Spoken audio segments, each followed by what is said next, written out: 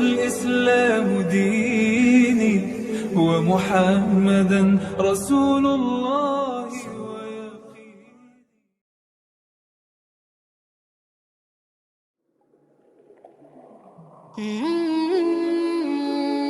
Andaikan kebenaran itu menuruti hawa nafsu mereka, pasti binasalah langit dan bumi ini, dan semua yang ada di dalamnya. Sebenarnya kami telah mendatangkan kepada mereka kebanggaan, Al-Quran, tetapi mereka berpaling dari kebanggaan itu. Quran Surah Al-Mu'minun ayat 71. Allah Subhanahu wa Ta'ala menciptakan akal terlebih dulu daripada nafsu. Setelah akan diciptakan, Allah Subhanahu wa Ta'ala bertanya pada akal, "Wahai akal." Akal pun menghadap ke hadapan Allah Subhanahu wa Ta'ala.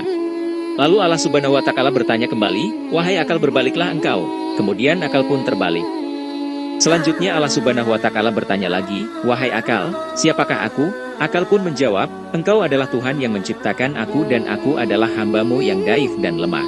Selanjutnya Allah berfirman, "Wahai akal, tidak aku ciptakan makhluk yang lebih mulia daripada engkau." Setelah itu Allah Subhanahu wa Ta'ala menciptakan nafsu dan Allah bertanya kepada nafsu, "Wahai nafsu, menghadaplah kamu." Nafsu tidak menjawab, hanya diam di tempat. Kemudian Allah Subhanahu wa Ta'ala bertanya kembali, "Siapakah engkau dan siapakah aku?" Lalu nafsu menjawab, "Aku adalah aku dan engkau adalah engkau." Mendengar jawaban nafsu, Allah Subhanahu wa Ta'ala murka dan menyiksanya di neraka Jahim selama 100 tahun. Lalu, setelah dikeluarkan dari neraka, Allah Subhanahu wa Ta'ala bertanya kembali, "Siapakah engkau dan siapakah aku?" Nafsu kembali menjawab, "Aku adalah aku dan engkau adalah engkau." Mendengar jawaban nafsu, Allah Subhanahu wa Ta'ala kembali memasukkan ke dalam neraka selama 100 tahun selanjutnya. Setelah dikeluarkan dari neraka, Allah Subhanahu wa Ta'ala bertanya kembali, "Siapakah engkau dan siapakah aku?" Akhirnya nafsu mengakui dengan menjawab, "Aku adalah hamba-Mu dan engkau adalah Tuhanku." Dijelaskan bahwa dengan sebab itulah maka Allah Subhanahu wa Ta'ala mewajibkan kita untuk berpuasa. Nafsu ada dalam diri manusia, Allah Subhanahu wa Ta'ala memasukkan akal dan nafsu ke dalam diri manusia. Pertentangan antara akal dan nafsu seringkali terjadi.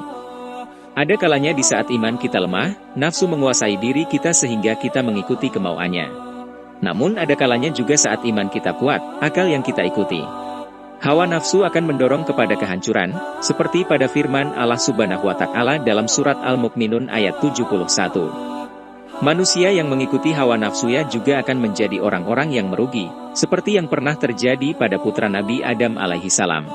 Yang dikisahkan Allah Subhanahu wa Ta'ala dalam surat Al-Maidah ayat 30, maka hawa nafsu Kabil menjadikannya menganggap mudah membunuh saudaranya, sebab itu dibunuhnya lah, maka jadilah ia seorang di antara orang-orang merugi. Namun bagi manusia yang bisa menahan diri dari hawa nafsunya, Allah Subhanahu wa Ta'ala menjadikan surga, seperti yang tertuang dalam surat An-Naziat ayat 40-41, dan adapun orang-orang yang takut kepada kebesaran Tuhannya dan menahan diri dari keinginan hawa nafsunya, maka sesungguhnya surgalah tempat tinggalnya.